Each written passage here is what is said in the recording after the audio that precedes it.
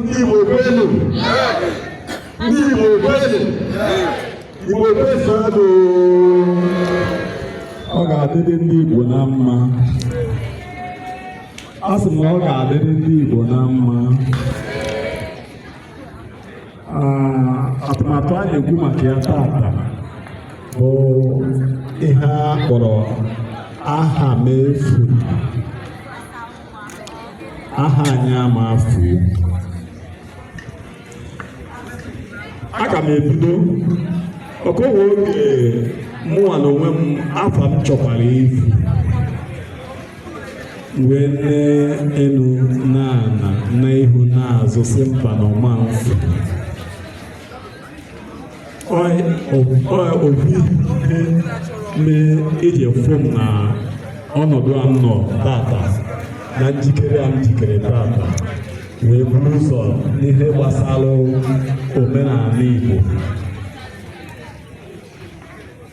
Ịbata na saịdị be anyị bụ Anioma, a na-akpọ anyị ndị Delta steeti na Anioma. Majority, some people, I didn't say majority because all very few.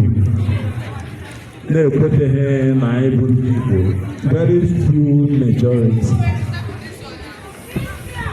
Mana ịbịa ha na-ebie Chukwuka, na-aza Onyeka, na-aza Nnamdi, na-aza Chukwudele, mana eze na-ebughị onye Igbo. Onye dị otu ahụ uche aka gị, ọ dịghị ka onye ahụ ọma ihe. Ọ dịghị ka onye ahụ ọma ihe. Oge afọ m chọrọ ifu, ọkwa ndị ọcha ahụ na-abịa ebie Angel, na-aza Kalista, Precious, and Whatso. Ọkwa ha dọrọ m aka na ntị sị m aha m efu maka nke a mere na France na 2013. Na France, one of my business partners wee kpọọ m sị, "What's your name?" I said, "My name is King Phillips." I said, "What? What's your name, sir?" He said, "My name is King Phillips." I said, "King Phillips, are you from England?" He said, "No, I'm from Nigeria." He said, "Please stop joking." I said, "Please stop joking. What's your name?"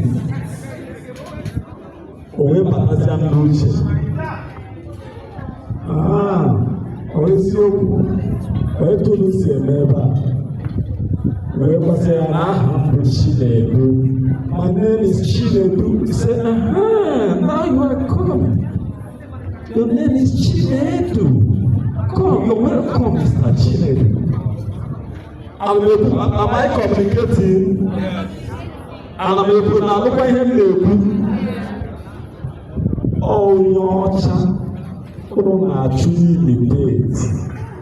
Onye adọ m aka na ntị sị m cheta my originality, that not that my originality bụ my identity, and that my identity is the only greatest thing and the greatest gift that I can have and I can be proud of.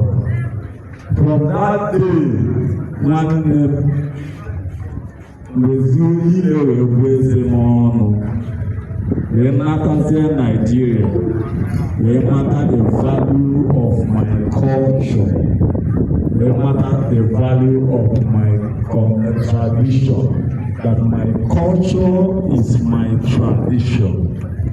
So ihe m na-agwa anyị bụ ndị Igbo tata bụ nwanne m, onye ọcha ị na-aza afọ ya ma na-ede original with his name, maka na eburo an English person.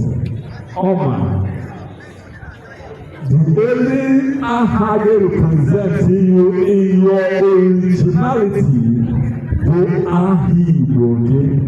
Abụọ ya bụ ihe anyị na-ekwu taata bụ aha n'efu na. Ọ bụ na ị na-aza aha ndị ọcha, nwanne m doo onwe gị aka na ntị, were ihe ikwu eze gị ọnụ, na-ekwe ka aha gị na-efu, aha anyị amafuo. Otu a ka anyị na-ayọ ndị nna nna anyị sị na aha anyị amafuo.